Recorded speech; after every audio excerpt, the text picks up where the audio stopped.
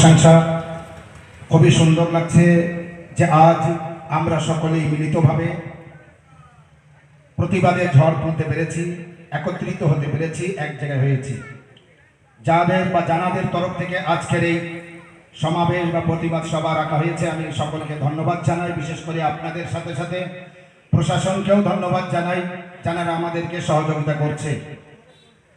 আমার আগের আলিম ওলামারা বক্তব্য রেখেছেন, কম সময়ের মধ্যে আমি বক্তব্য রাখি এবং আপনাদের সামনে এই প্রথমবার আল্লাহ রাব্বুল আলামিন পবিত্র কোরআনে মাজিদের মধ্যে ঘোষণা করেছেন, ওয়াতাসিমু বিহাবলিল্লাহি জামিআন ওয়ালা তাফাররাকু, তোমরা আল্লাহর রশিকে মজবুতের সাথে আঁকড়ে ধরো আর নিজেদের মধ্যে তাফারকা সৃষ্টি করো না, নিজেদের মধ্যে ভেদাভেদ সৃষ্টি করো না, নিজেদের মধ্যে দলাদলি করো না, নিজেদের মধ্যে ঝগড়া করো না, মারামারি করো না, কাটাকাটি করো না, দাঙ্গা করো না, দাঙ্গাবাজ করো না, দাঙ্গাবাজ হইও না। ভারতবর্ষের সব থেকে বড় দাঙ্গাবাজ নরেন্দ্র মোদী, ভারতবর্ষের সব থেকে বড় দাঙ্গাবাজ নরেন্দ্র মোদী। আমরা যে মিলেমিশে বসবাস করছিলাম ভারতবর্ষের, জাতি ধর্ম বর্ণ নির্বিশেষে সমগ্র মানুষ, আমরা সমস্ত ধর্মের মানুষ আমরা মিলেমিশে বসবাস করছিলাম, আজও করছি, আগামীতেও করব। আমাদের এই মিল ও মহব্বত যার ভালো লাগে না, যে সবসময় মানুষদের মধ্যে ঝগড়া বাঁধিয়ে দিতে চায়, ঝামেলা বাঁধিয়ে দিতে চায়, সে হলো নরেন্দ্র মোদী। ওই বিজেপি সরকার যে আমাদের মধ্যে ঝামেলা বাঁধিয়ে দিতে চেয়েছে। আমার জায়গা, এই মনে করুন যেখানে আমরা বসে আছি, উদাহরণস্বরূপ এই জায়গাটা যদি কবরস্থান হয়, এখানে আমরা কোনো মানুষ মারা গেলে কবর দিতে গেলে সরকারের কাছ থেকে অনুমতি নিতে হবে। সম্ভব? আমাদের মসজিদে নামাজ পড়তে গেলে অনুমতি নিতে হবে। কেন ভাই? কারোর জায়গায় কেন আমি জবরদখল করব? আপনার জায়গা, আরেকজনের জায়গা, হিন্দু হোক, মুসলিম হোক, জৈন হোক, খ্রিস্টান হোক, যে কোনো ধর্মের মানুষ হোক না কেন, কারোর জমিতে, কারোর বাড়িতে, কারোর সম্পদে জবরদখল করা যায় না। কিন্তু যে ব্যক্তি জবরদখল করছে জোর করে, এই কালা আইন পাস করেছে জোর করে না, জবরদখল করে না, এই মিথ্যাবাদী না, এবং অন্ধকারে মানুষের মত না নিয়ে যে জনগণের মত নিয়ে চেয়ারে বসে, সে কোনো কাজ করতে গেলে জনগণের মত নিতে হয়। জনগণ যাদের প্রতিনিধি করে পাঠিয়েছে তাদের মত নিতে হয়। তাদের মত না নিয়ে সংখ্যাগরিষ্ঠ ভাবে সে নিজেদের মধ্যে নিজের জোর করে আইন পাস করলো। আজ আমাদের মসজিদ, আমাদের ইমামবাড়ি, আমাদের খানকা, আমাদের মাকতাব, আমাদের মাদ্রাসা, আমাদের সবকিছু দখল করে নেবে সরকার। মানে সরকারের কথা মতো আমার নামাজ পড়তে যেতে হবে, সরকারের কথা মতো কবরস্থানে যেতে হবে, সরকারের কথা মতো ঈদগাহে যেতে হবে। সম্ভব না। যার কারণে আজ আমরা পথে নেমেছি। অন্য ধর্মের মানুষ যেন মনে না করে মুসলমান কেন পথে নেমেছে। মুসলমানের ঐতিহ্য বাঁচানোর জন্য শুধু পথে নামেনি, মুসলমান মানুষের ঐতিহ্য বজায় রাখার জন্য পথে নেমেছে।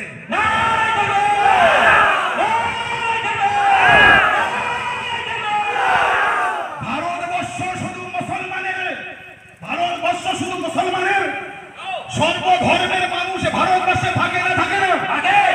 এই যে কালা আইন পাস করেছে, সমস্ত ধর্মের উপরে আঘাত এনেছে। সমস্ত ধর্মের মানুষকে জাগতে হবে, কিন্তু জাগা শুরু করে মুসলমান, পরে অন্য ধর্মের মানুষও করে এবং করবে। আমি সমস্ত ধর্মের মানুষকে আহ্বান জানাবো পথে নামার জন্য। আজ আপনারা বলবেন হয়তো সামান্য ওই কটা মুসলমান প্রতিবাদ করে কি হবে? বাবা, ইব্রাহিম নবীকেও নমরুদ আগুনে নিক্ষেপ করেছিল না করেনি? ইব্রাহিম নবীকে আগুনে নিক্ষেপ করে, ইব্রাহিম নবীকে আগুনে নিক্ষেপ করেছিল নমরুদ।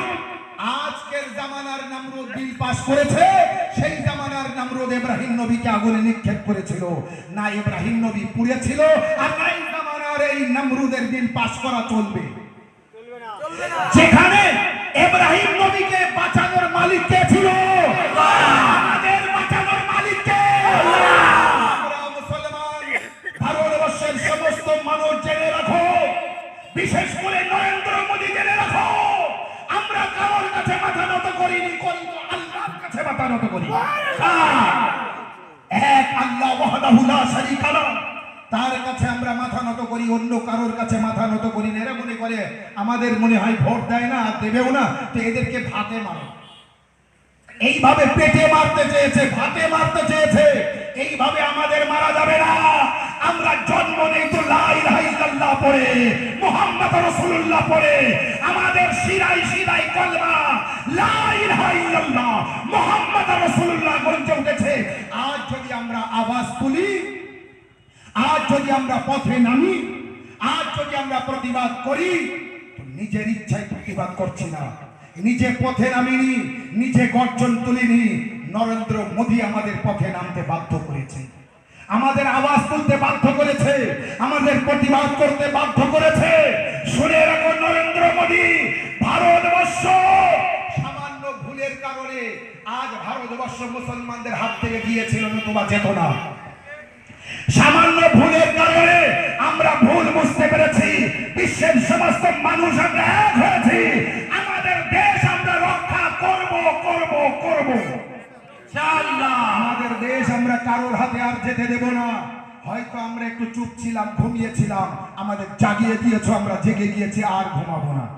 হোক যে কোনো ধর্ম হোক, দলিত আদিবাসী হোক, সমস্ত ধর্মের তরফ থেকে আওয়াজ দেন, উত্তর দেন, সবার তরফ থেকে উত্তর দেবেন ভারতবর্ষ কাদের, সবাই উত্তর দেবেন ভারতবর্ষ কাদের, ভারতবর্ষের ঐতিহ্য কাদের, ভারতবর্ষের স্বাধীনতা কাদের, ভারতবর্ষকে স্বাধীন করতে রক্ত কারা দিয়েছে।